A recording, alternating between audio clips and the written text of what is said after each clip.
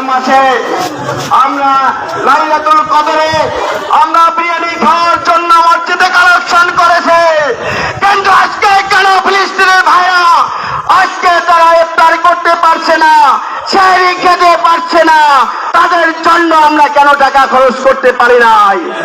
সুতরাং আমরা যেন ওই ব্যক্তির মতো না হই যে ব্যক্তি তার পশুকে নিজের পকেটে হালুয়া রুটি রেখে পশুর জন্য কান্নাকাটি করেছিল। আমরা যেন ওই ধরনের মুসলমান না হই। আমরা আমাদের অর্থ সম্পদ রক্ত ফিলিস্তিনের জন্য ব্যয় করবো ইনশাআল্লাহ। আমাদের মুসলিম মা বোনদেরকেও শহীদ করবে আমাদের ঈদের দিনে। আমাদের ঈদের দিনে ওই হামলা বন্ধ করবে না আমার বিশ্বাস, কারণ 17 রমাদান যারা শুরু করেছে তারা আমাদের ঈদের দিনকেও কলঙ্কিত করতে চায়। সুতরাং আমরা ওদেরকে বয়কট করবো অর্থনৈতিক ভাবে, এবং গোটা পৃথিবীর মুসলিম রাষ্ট্রগুলোর শাসকদের কাছে এই জনতার পক্ষ থেকে আহ্বান জানাবো, আপনারা মুসলিম জাতির সংঘ গড়ে তুলুন। আপনারা নিজের গদি নিয়ে চিন্তা করবেন না, তারা বারবার গদি ছেড়ে বাসার মতো আপনাদেরকে পালাতে হবে। মুসলমানদের অধিকার নিয়ে যদি আপনারা সোচ্চার না হন, আপনারা গদিতে টিকতে পারবেন না।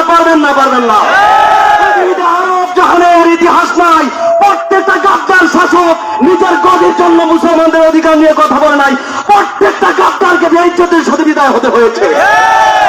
ফিলিস্তিনের চারপাশে যেই সব মুসলিম রাষ্ট্রগুলো বসে আছেন, একটাও তার গদির নেশায় কথা বলছে না, কারণ আমেরিকার অগ্নিচক্ষু দেখতে হবে। তাই আমি বলতে চাই, ইতিহাস থেকে শিক্ষা নিন।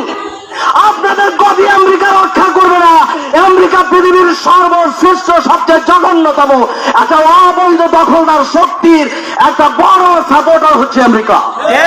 সুতরাং আমাদেরকে মুসলমানদেরকে ঐক্যবদ্ধ হতে হবে, মুসলিম রাষ্ট্রগুলোকে সোচ্চার হতে হবে।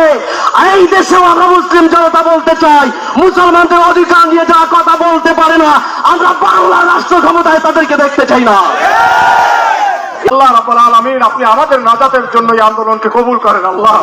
আল্লাহ যত আন্দোলন লাগে, জীবন দেওয়া লাগলেও যেন আমরা আমাদের মুসলমান ভাইদের পাশে থাকতে পারি। আল্লাহ সেই মন আপনি আমাদের তৈরি করে দেন। আল্লাহ আপনি আমাদেরকে মাফ করে দিয়ে আপনার জান্নাতের জন্য কবুল করেন।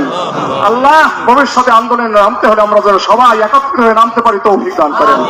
আল্লাহ দুনিয়ার মুসলমান রাষ্ট্রগুলির শাসকদেরকে ইসলামের পক্ষে, নির্যাতিত মুসলমানদের পক্ষে এক হওয়ার তৌফিক দেন। আল্লাহ ওদের তেলের পরিবর্তন করে দেন। আল্লাহ আপনি কলব পরিবর্তনকারী, ওদের তেলকে কলবকে পরিবর্তন করে মুসলমানদের পাশে দাঁড়াবো আরো বম দিয়ে দেন। আল্লাহ আপনি কবুল করেন। আল্লাহ আমিন বিরহমাতিকা ইয়া আরহামার রাহিমিন।